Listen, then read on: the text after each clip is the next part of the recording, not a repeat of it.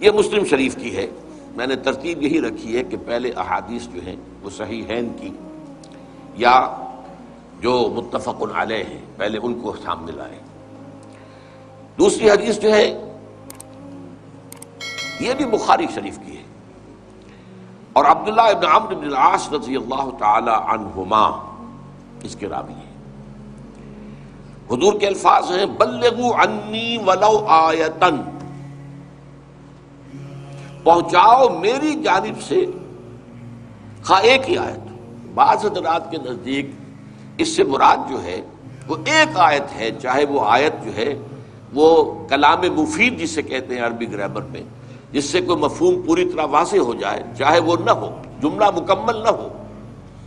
جیسے آپ کو معلوم الرحمن، اب یہ آیت تو ہے لیکن اب اس سے بات تو سمجھ میں نہیں آ رہی کہ الرحمن سے کیا کہنا مقصود ہے، اس کے بارے میں کیا اطلاع دینی مقصود ہے، کچھ نہیں آ رہا. تو یہ کلام مفید تو نہیں ہے. والعصر، تو اگرچہ یہ اس کو کہتے ہیں مرکب ناقص کہ یہ مرکب تو ہے جار مجرور والعصر، لیکن یہ کہ والعصر یہ قسم کس چیز پر کھائی جا رہی ہے یہ معلوم نہ ہو تو یہ کلام مفید نہیں ہوگا. ہاں والعصر ان الانسان لفی خسر، اب یہ کلام مفید ہو گیا. تو بعض حضرات کے نزدیک آیتن جو ہے واحدتن ہو، چاہے وہ جملہ نہ بھی بنتی ہو، اور اکثر کے نزدیک یہ ہے کہ اس سے مراد جو ہے وہ جملہ مفیدہ، یعنی آیت جو ہے یا تو وہ اپنی جگہ ایک مکمل جملہ ہو، ان الانسان لفی خسر ایک مکمل جملہ ہے، اور خواہ وہ یہ کہ دو تین آیتوں سے مل کر وہ جملہ بنتا ہو، جیسے کہ ابھی ہم نے پڑھا الرحمن علم القرآن، جملہ تو تب بنا رحمان نے قرآن سکھایا. لیکن بہرحال یہ اس میں جو ایک آیت کا لفظ استعمال کیا حضور نے، اس سے اس کی طرف تاکید کی اگر آپ اندازہ کیجئے کہ یہ نہیں کہا جا رہا کہ ایک ہی آیت کی تبلیغ کرتے پھریں. ظاہر بات ہے اس میں تو بڑے خطرات ہیں.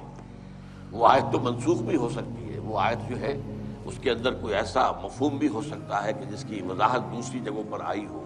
یہ نہیں ہے کہ بس ایک آیت سیکھ لو اور اس کو جو ہے آگے اسی کے مبلغ بن کر، یہ تاکید کا انداز ہے. خواہ ایک ہی آیت، یہ اس تاکید کے لیے ایمفیسس کے لیے ایک ہی آیت بھی ہو. مثلا یہ کہ ایک صورت ایسی ہو سکتی ہے جیسے سورۃ العصر ہے، وہ اتنی جامع ہے جس کے بارے میں امام شافعی یہ کہتے ہوں کہ لو لم ينزل من القرآن سواها لکفت الناس، اگر قرآن میں سے سوائے اس ایک صورت کے اور کچھ نازل نہ ہوتا تب بھی لوگوں کی ہدایت کے لیے کافی تھی. اور لو تدبر الناس هذه السورة لوسعتهم، اگر لوگ صرف اس ایک صورت پر تدبر کریں تو یہ ان کے لیے کافی ہو جائے گی. تو اس صورت کا انسان مبلغ بن جائے، اس کو اچھی طرح سمجھ کر اسے سب بیان کرنے کا جو ہے بیڑا اٹھا لے تو بات سمجھ میں آتی ہے، لیکن عام طور پر نہیں. یہ انداز ہے تاکید کا، بلغوا عنی ولو آیۃ. دوسرا اس میں جو لفظ بہت اہم ہے وہ ان کا ہے، انی. اسی لیے میں اس کا ترجمہ کرتا ہوں میری جانب سے، آن مائی بہاف. اس کی وجہ کیا ہے کہ حضور کی بعثت ہے پوری نوع انسانی تک. آپ صرف عربوں کے لیے تو نہیں بھیجے گئے تھے، اسی لیے آپ نے خطبہ حجۃ الوداع میں جو 1.25 لاکھ کا مجمع تھا اس سے گواہی لے لی، الا هل بلغت، اور جواب میں لے کے اس پورے مجمع نے کہا انا نشهد انک قد بلغت الرسالۃ وادیت الامانۃ ونصحت الامۃ وکشفت الامۃ. 3 دفعہ یہ سوال جواب، اس کے بعد انگلی اٹھائی آسمان کی طرف 3 دفعہ، اور پھر اشارہ لوگوں کی طرف، اللہم اشہد، اے اللہ تو بھی گواہ ہے میں نے پہنچا دیا. اب آخری جملہ کیا تھا، فَلْيُبَلِّغِ الشَّاهِدُ الْغَائِبَ. اب لازم ہے ان پر جو یہاں ہیں کہ پہنچائیں ان کو جو یہاں نہیں، اور جو یہاں نہیں ہیں اتنے بلیغ الفاظ ہیں، اس میں جو لوگ اس وقت دنیا میں موجود تھے اور وہاں نہیں تھے وہ بھی سب شامل ہو گئے، چاہے وہ چین میں آباد ہوں، چاہے وہ روس میں آباد ہوں، چاہے وہ امریکہ میں ہوں، چاہے وہ کہیں بھی ہو، تمہارے ذمے ہے اب ان تک پہنچانا. اور قیامت تک آنے والے انسان بھی شامل ہو گئے، کیونکہ آپ کی رسالت جو ہے وہ تو قیامت تک جاری ہے، اور پوری نوع انسانی کے لیے آپ پھر رسول بنا کر بھیجے گئے. تو بلغوا عنی، میری آن مائی بہاف، میری جانب سے پہنچاؤ.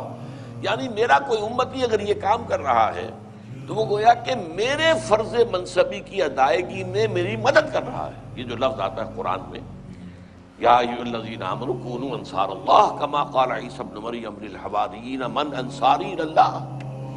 تو مدد کرنا، اور یہ سورہ اعراف کی آیت میں بھی آیا ہے فالذین آمنوا بہ وعزروہ ونصروہ، ہمارے اس رسول کی جو مدد کرے، تو یہ مدد ہے۔ آپ کا مشن ہے تمام انسانوں تک قرآن کا پہنچا دینا، جو اس میں حصہ لے رہا ہے وہ گویا کہ آپ کا اس معلوم میں مددگار ہے، معاون ہے، آپ کا ساتھی ہے، آپ کا رفیق ہے۔ بلغوا عنی ولو آیۃ،